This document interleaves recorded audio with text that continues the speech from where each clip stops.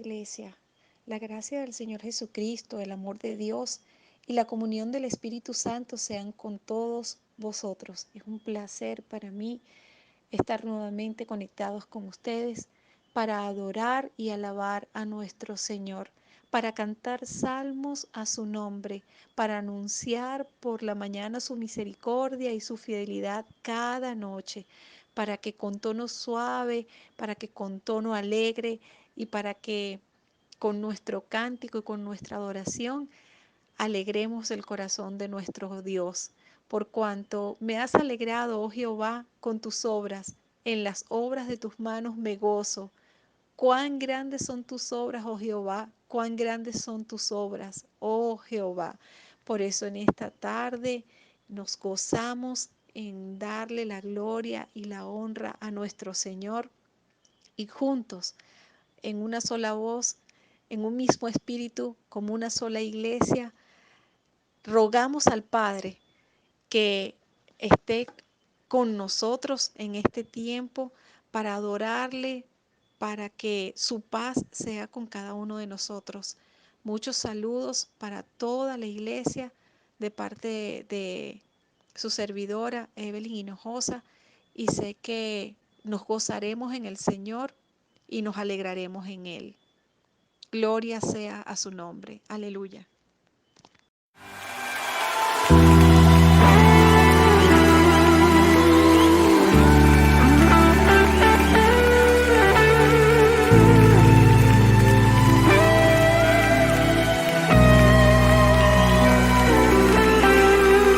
¿Quién lo diría? Que yo danzaría en tu casa, Señor. ¿Quién lo diría? Que yo abrazaría tu gloria, Señor.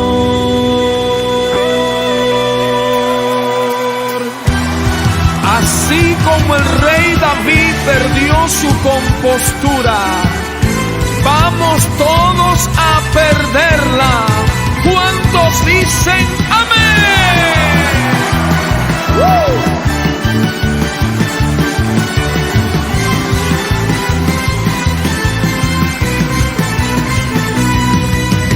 ¿Quién lo diría? Que yo danzaría en tu casa, Señor. ¿Quién lo diría? Que yo abrazaría tu gloria, Señor. Voy a perder la compostura delante de ti. Voy a cantar, voy a danzar, voy a reír. Yo lo hago solo para ti. Voy a perder la compostura delante de ti. ¿Qué me importa que me digan aleluya? Yo lo hago solo para ti. ¡Aleluya! Para ti, Señor, me vuelvo loco.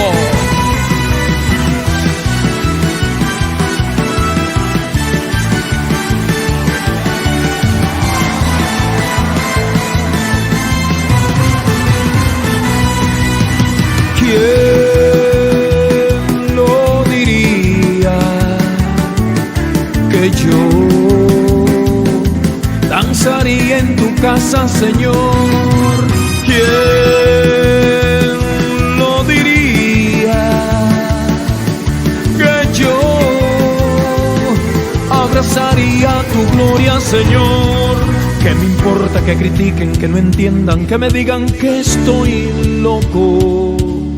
Si yo lo hago solo para ti. ¿Qué me importa que critiquen, que no entiendan, que me digan que estoy loco? Si yo lo hago solo para ti. ¡Amén!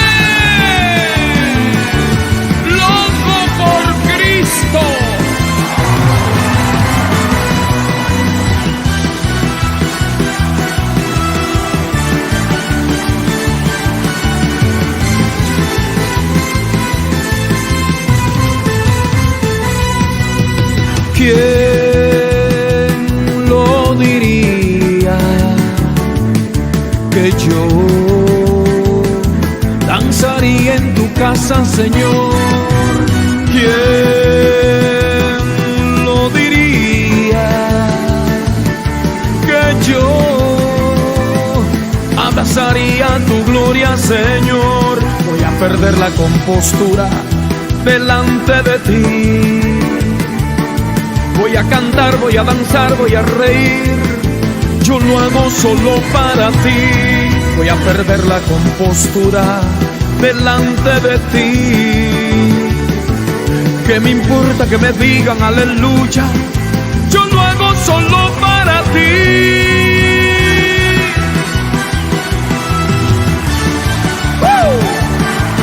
Critique quien critique, yo voy a danzar.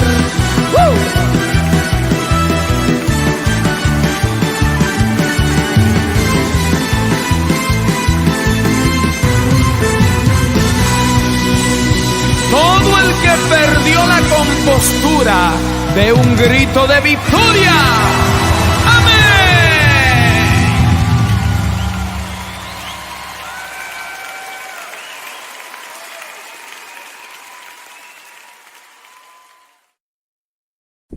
Como camina el líder, así también caminarán los seguidores.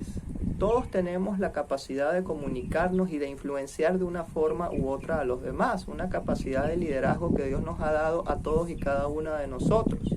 Y el que cree que no es líder es porque no se ha dado cuenta, porque todos tenemos influencia sobre algo o sobre alguien en la vida. Y no es algo de nosotros, es algo que Dios nos ha dado, esa capacidad de comunicarnos, de transmitir ideas, que se traduce en una capacidad de liderazgo que no tiene que ver con cargos, tiene que ver con cosas espontáneas. De hecho, yo digo que los verdaderos líderes muchas veces no deseaban estar donde están ahora, han llegado allí porque Dios los ha puesto, porque se han abierto oportunidades inesperadas.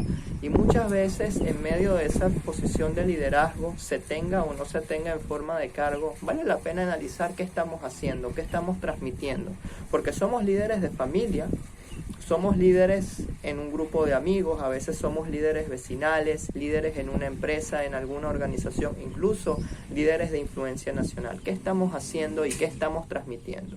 Somos embajadores de Cristo y somos llamados a transmitir esa imagen y semejanza del que vive en nuestro corazón. Pero muchas veces nosotros no reflejamos eso. ¿Qué es lo que estamos transmitiendo? Porque tanto lo malo como lo bueno vamos a transmitirlo y va a tener una influencia real en este mundo físico. Y este ejemplo lo vimos en la historia que hemos venido estudiando a lo largo de todo el primero y segundo libro de Samuel, que son los liderazgos de Saúl y de David. Vimos que Saúl es un rey terco, que era muy inconstante, no terminaba lo que empezaba, le gustaba abrir muchos capítulos sin cerrar ninguno. Aparte de inconstante, era muy torpe en lo que hacía, pero lo peor es que era extremadamente testarudo, no escuchaba a los demás, no consultaba con nadie y muchísimo menos ni escuchaba a Dios ni consultaba a Dios. Y eso lo llevó a su ruina. El problema es que no nada más se arruinó él, se arruinó su familia, se arruinó la nación. Y ahora David tiene que heredar un reino dividido donde había un rey paralelo y ahora llega una reunificación. Y lo primero que hace David, que es el liderazgo verdadero, es humillarse delante de Dios y decir: nada soy, tú me has puesto aquí, guíame tú, Señor, a cuál es la mejor acción y yo la voy a hacer. Un buen líder no siempre tiene que saber qué hacer. De hecho, parte del liderazgo es sentarse y decir: ¿y ahora qué hacemos? Aunque haya una planificación y aunque haya una dirección, un objetivo, unas metas, perfecto, podemos tener la dirección, pero no tenemos el camino de cómo llegar.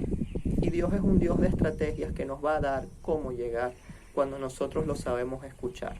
Y la primera acción que hace David es sentarse y consultar con Dios y decir: Señor, ya yo sé lo que tenemos que hacer, pero no sé cómo hacerlo. Dame tú la estrategia para poder lograr esta unidad nacional, para poder lograr un reino sólido y poder transmitir tu imagen a este pueblo y a este mundo, que es lo que nosotros queremos hacer, es a lo que tú nos has llamado. Y por cierto, este mismo llamado del Antiguo Testamento es heredado a la iglesia porque somos una línea en continuidad, somos llamados a transmitir esa gloria de Dios, ese buen mensaje al mundo, no porque sea algo de nosotros simplemente somos instrumentos y portadores de todo lo que Él hace. Pero en medio de toda esa situación, Dios da estrategias, Dios da la dirección. Y Dios le dice a David, yo quiero que establezcas la capital del reino en Judá, en la ciudad de Jerusalén. Y eso iba a traer quizás muchos problemas, muchas envidias. ¿Por qué Judá? ¿Por qué no otras tribus? Porque habían tribus grandes, habían tribus mejores. Entonces, además, David es de la tribu de Judá, entonces establecerlo allí era como que si su familia se impusiera sobre las demás, su tribu sobre las demás, y eso podía traer muchos roces, pero Dios le dio a David la estrategia. Y aunque estamos en el capítulo 6 del segundo libro de Samuel, esta historia tiene un paralelo en Primera de Crónicas 13, es casi idéntico, solo nos cuentan algunos detalles más. Ahí vemos que David no fue arbitrario, consultó y se sentó con todos los ancianos del pueblo para poner la casa en orden. Un orden que viene después de un desorden de Saúl que dejó al país arruinado, no nada más económicamente, sino también espiritualmente.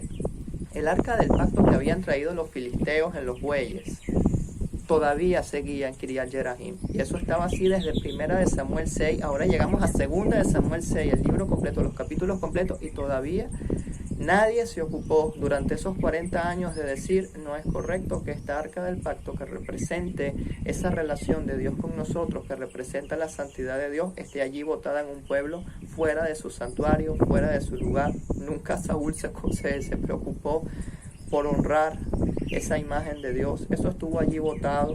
Tampoco vimos protestas, ni marchas, ni quejas de nadie en Israel por esa situación. Dios estaba totalmente desplazado. Y lo primero que hace David como líder es, vamos a poner la casa en orden. Dios no puede estar desplazado. Dios tiene que ser el centro de la nación. Así que David convoca y reúne a 30,000 líderes de familia, de todas las tribus, de todos los lugares de Israel, y dice, bueno, está bien, ustedes me han puesto como su rey, me han aceptado como su rey, Dios me eligió.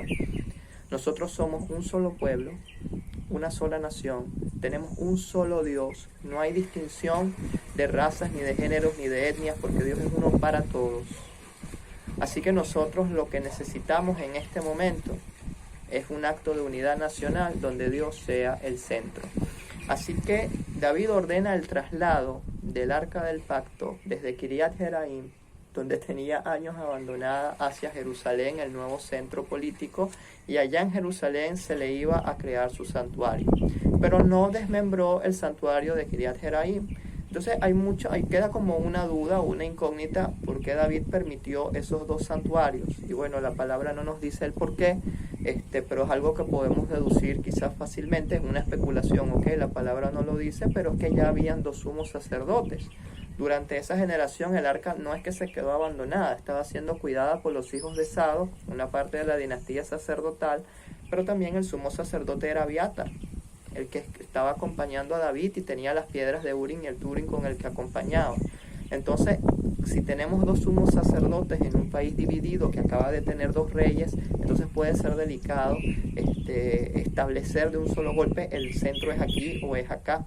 Igual, el plan de Dios es que es un tabernáculo, el tabernáculo es móvil, la presencia no tiene que estar en una sola ciudad, la presencia es móvil y eso significa que la gloria de Dios llena todo el espacio. De hecho, yo creo que parte del propósito de Dios no era tener un templo fijo en una ciudad, sino que lo vimos desde los tiempos de Levítico y del Éxodo, como esa presencia y ese tabernáculo, esa tienda de campaña los acompañaba a todos los lugares. Entonces el problema no es la ciudad, no es porque Jerusalén es más santa que los demás. Ese tabernáculo, si hubiera sido aquí, estaría en Caracas. ¿Cuál es el problema? El problema no es la ciudad. El problema es el plan de Dios. El problema es que Dios necesita que todos los pueblos lo conozcan, ¿okay? Y nosotros, como su pueblo, somos portadores de ese mensaje. Es algo que Israel no había hecho. Por eso los filisteos, a su modo, habían devuelto el arca a su modo, entregándola con unos bueyes, y esa arca se había quedado allí. Hasta que, leemos en el versículo 1 del capítulo 6 de Segunda de Samuel, David volvió a reunir todos los escogidos de Israel, 30,000. Estos escogidos son los líderes de las familias, ¿okay? Representantes de cada tribu, de cada lugar, para hacer ese desfile, por decirlo así, de ese traslado del arca desde Kiriat Jearim a Jerusalén. Y se levantó David y partió de Balá de Judá con todo el pueblo que tenía consigo para hacer pasar de allí el arca de Dios, sobre la cual era invocado el nombre de Jehová de los ejércitos que mora entre los querubines. Y pusieron esa arca de Dios sobre un carro nuevo y la llevaron desde la casa de Abinadab, donde estaba guardada, ¿okay? Y Usa y Ahío, los hijos de Abinadab, guiaban a ese carro nuevo. Aquí hay algo importante. En la ley que Dios les había dado a este pueblo y que ellos eran levitas y ellos debían saberlo y eso lo debían estudiar, en Números 4 se establece cómo se debe transportar el arca. El arca de Dios debe ser cargada a mano, no en carro. Además, solamente puede ser cargada por levitas. Nadie más puede venir y tocar y llevar ese traslado del arca. Además, no se puede tocar directamente con la mano, y el versículo 15 de Números 4 nos dice que la pena de muerte es la consecuencia de tocar el arca del pacto. Porque el problema no es esa caja de madera, eso es algo material. El problema es lo que representa la santidad de Dios. Así que venir y profanar ese traslado, esa caja, es un atentado directo en contra de la santidad de Dios, y ya hemos visto que la santidad de Dios es una línea rígida que Dios no permite que nosotros crucemos, ¿okay? Así que hay muchas irregularidades en este traslado. Y aquí hay una curiosidad: este traslado es idéntico al que habían hecho los filisteos en 1 de Samuel 6. El problema es que los filisteos no conocen la ley de Dios, así que allí no hubo problema. El problema ahora está en que cuando nosotros sabemos lo que hay que hacer y conocemos lo que es bueno y lo malo, pero aún así somos irresponsables, somos descuidados, no procuramos hacer lo bueno, ahí van a llegar las consecuencias. Entonces hay un conjunto de irregularidades contra la santidad de Dios desde el inicio, aunque hayan buenas intenciones humanas. Entonces, si Dios ha dado estrategias y mecanismos y formas de hacer las cosas, ¿por qué inventamos? Entonces aquí fueron muy creativos y quisieron copiarse de los filisteos, ¿okay? Por ignorancia seguramente. Así que se cometen irregularidades en contra de la santidad de Dios. Y cuando lo llevaban de la casa de Abinadab, que estaba en el collado con el arca de Dios, Ahío iba delante del arca. Y David y toda la casa de Israel danzaban delante de Jehová con toda clase de instrumentos, con arpas, salterios, flautas y címbalos. Eso era una fiesta nacional porque se estaba consolidando un nuevo reino. Todo el mundo estaba participando y ahora se le está dando a Dios ese lugar que se merece. Pero cuando llegaron a la era de Nacón, Usa extendió su mano al arca de Dios y la sostuvo porque los bueyes tropezaban. Entonces, como eso estaba siendo cargado en un buey, que por cierto eso no lo mandó Dios, eso tenía que ser cargado en una mano, este señor quiere inventar y pone la mano directamente contra el arca. ¿Y qué dice la ley? Pena de muerte. Como nadie conoce la ley, Dios ejecuta la ley y Usa cae muerto inmediatamente al lado del arca de Dios y se acaba la fiesta. Y eso fue una desgracia nacional. Imagínense, en pleno desfile, alguien toca el arca de Dios, queda plasmado allí. Y esto nos enseña que a veces tenemos buenas intenciones humanas y queremos meternos a entorpecer y estorbar el plan de Dios, algo que está fluyendo, algo que Dios ya ha dicho, porque queremos salvar la patria y resulta que lo que estamos haciendo es entorpecer ese plan de Dios. Entonces, este caso de Usa nos muestra que esta buena intención humana de querer meter la mano para poder ayudar a Dios puede ser peligroso. Si Dios ha dicho que esto es así, yo no tengo por qué entrometerme en ese fluir que Él está haciendo, incluso aunque tenga buenas intenciones. Entonces, aunque yo crea que la obra de Dios esté en peligro, yo tengo que dejar a Dios ser Dios, porque yo puedo estar atentando directamente en contra de su soberanía y de su santidad. Y aunque Dios es misericordioso, bastante misericordia tuvo con esta familia que durante años tuvo bien guardada el arca, es verdad, pero nunca procuró establecer un santuario, nunca procuró cuidar esa santidad de Dios, y Dios no puede ser igualado al resto de los dioses paganos. Porque a los filisteos que sí manosearon esa arca, la subieron, la bajaron, no les pasó nada? Bueno, esto nos da pie a entender de que hay una diferencia entre aquellos que conocen la ley y no conocen la ley, y esto no es nada más en el Antiguo Testamento, también lo vemos en el Nuevo.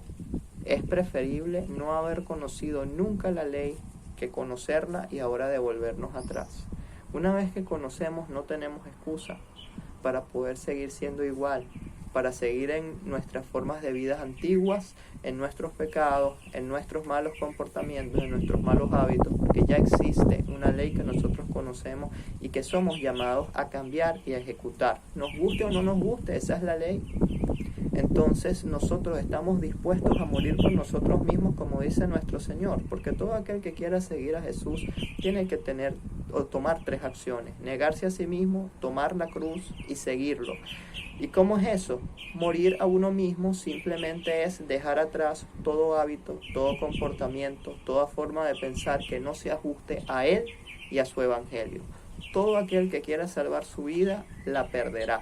Nosotros vamos a perder muchas cosas aquí en la tierra por seguir a Cristo, pero vamos a alcanzar vida eterna. Vamos a alcanzar la salvación de nuestra vida aquí en la tierra y también en el cielo, porque sus bendiciones son inagotables, pero hay un costo que seguir, ¿okay? Así que es importante mantenernos fieles y firmes en su palabra y no inventar, no querernos desviar.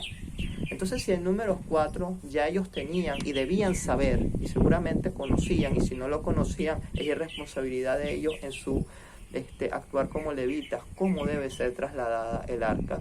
Y eso se traduce en una desgracia nacional.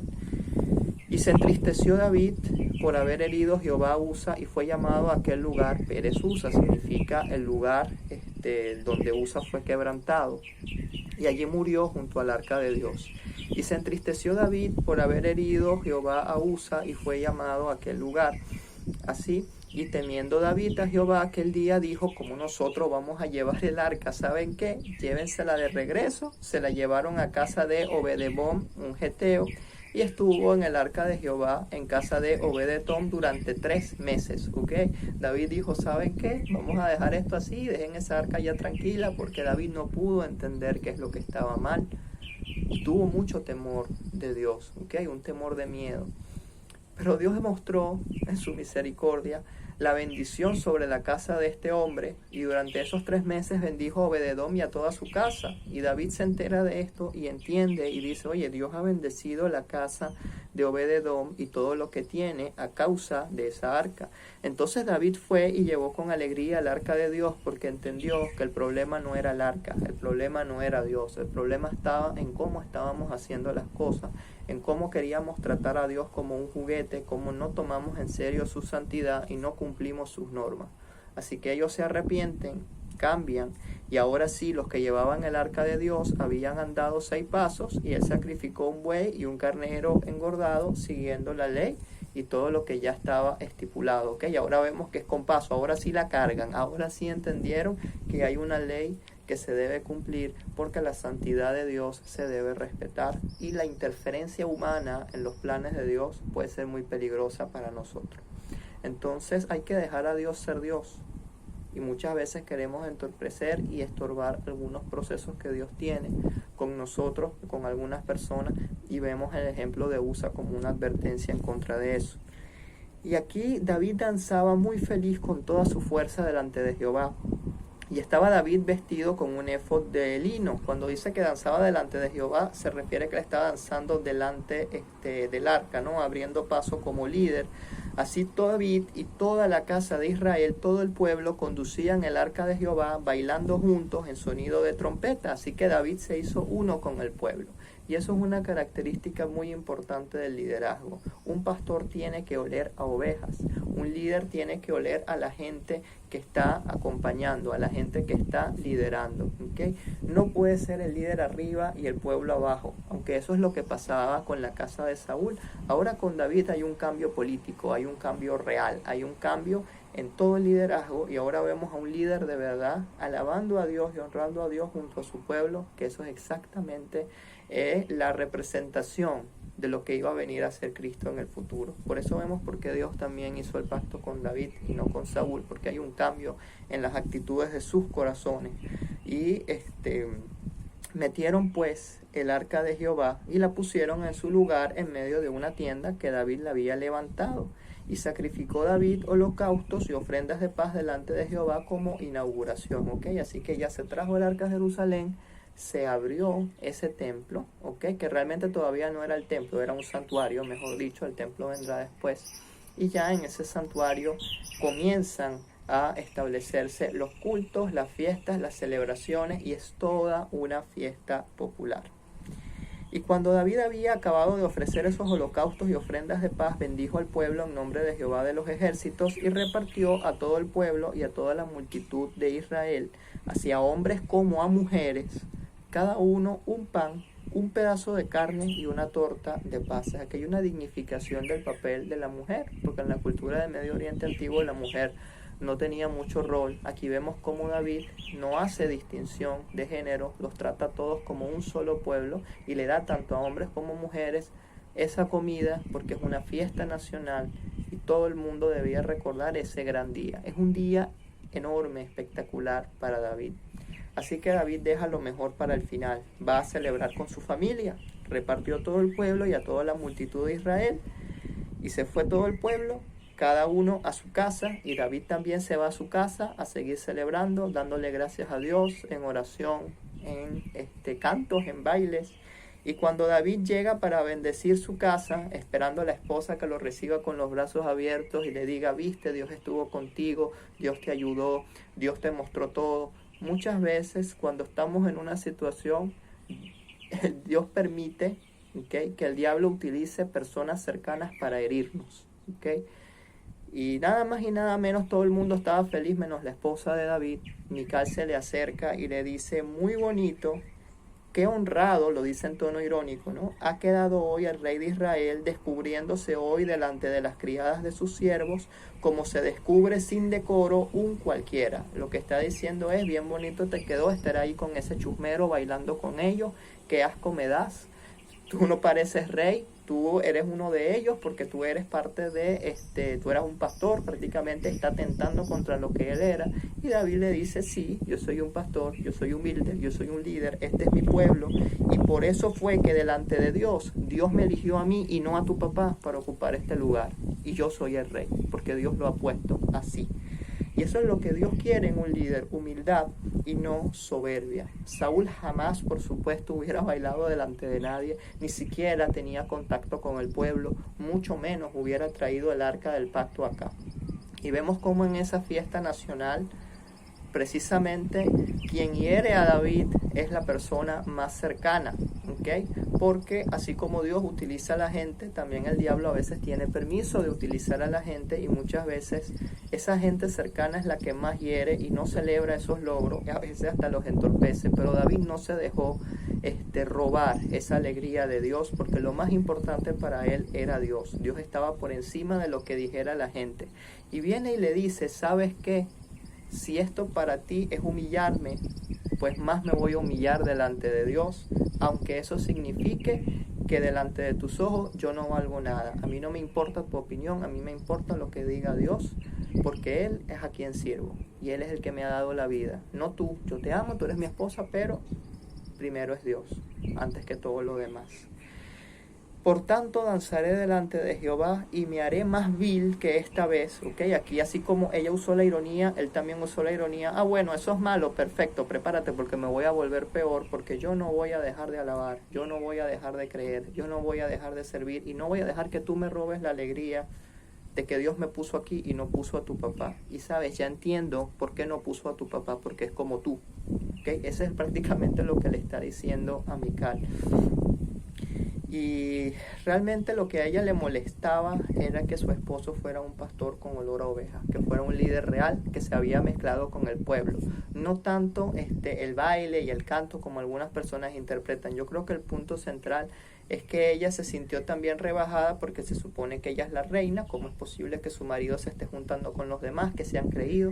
Entonces ese orgullo a ella la llevó a la humillación absoluta, porque nunca pudo tener hijos hasta el día de su muerte. Y en esa época, en esa cultura, lo peor que le podía pasar a una mujer era ser infértil. ¿Okay? Perdía prácticamente toda su dignidad y su valor en esta época. Entonces, algunos dicen que fue que David no la quiso más, pero realmente en el texto no nos dice eso. Así que es muy probable que haya sido parte de esa respuesta de Dios. Así como tú pretendes humillar al pueblo y que el pueblo no me alabe, pues ahora el fruto de orgullo es la humillación. Y eso es algo que Cristo había advertido y va a advertir muchos siglos después. El que se humilla será exaltado y el que se exalta será humillado. Entonces, esta Mical, que se creía la reina suprema, pues con unos golpecitos en la cabeza poco a poco, Dios la fue bajando para que ella entendiera su rol, ¿ok? Y realmente no sabemos mucho más de Mical a partir de aquí, pero también tenía que pasar que ella no tuviera hijos porque es descendiente de Saúl. Y ya vimos que todo el trono de Saúl fue cortado de Israel, y si David tenía hijos con ella, entonces otra vez el príncipe va a poder ser la casa de Saúl, y eso no puede ocurrir. Entonces vemos que cuando Dios dice algo, lo cumple, lo hace, y que no es juego la santidad de Dios, no es juego el inhibir a los demás, alabar libremente, orar libremente, alegrarnos delante de Él. Porque para David era una alegría muy grande, porque ¿quién iba a decir que ese humilde pastorcito que pasó por tantas cosas, tantos problemas, que jamás, él era pobre, recordemos que era pobre, que jamás hubiera visto quizás una monedita de oro, ahora es rey sobre el país, un país que hace toda una gran ceremonia, una gran celebración para alabar al Dios que lo ha puesto allí? Eso es una alegría tremenda, y en lugar de compartirlo, hay gente que echa a perder la fiesta o trata de echar a perder la fiesta. Pero vemos que David no se dejó robar la bendición. No te dejes robar la bendición. Hay mucha gente que se va a alegrar, pero también mucha gente que va a querer hacer daño, que va a querer minimizar ese logro, que va a querer decir, no, eso no es gran cosa, o peor aún, va a querer hacerte sentir mal.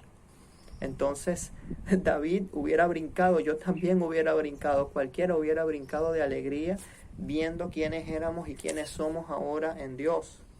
Y ahora, ¿quién diría que nosotros estaríamos aquí haciendo lo que hacemos, o que tenemos lo que tenemos? Porque es Dios en su misericordia que nos ha hecho avanzar. Así que no te dejes robar esa alegría, esa bendición que Dios te ha dado. Dios es un Dios de estrategias, te ha guiado, has tenido que atravesar dificultades, has tenido que pasar muchas cosas. Y cuando llegas a una de las primeras metas que Dios te da, es una alegría muy grande, pero también mucha gente se va a levantar en tu contra.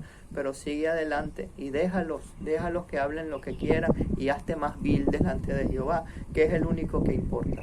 Entonces, en medio de toda esta celebración, se cree que David escribió el Salmo 24, no sabemos si lo cantaron durante la marcha o fue algo que se compuso después, pero vamos a leer este Salmo 24, que es un salmo hermosísimo, el Salmo del Rey de Gloria.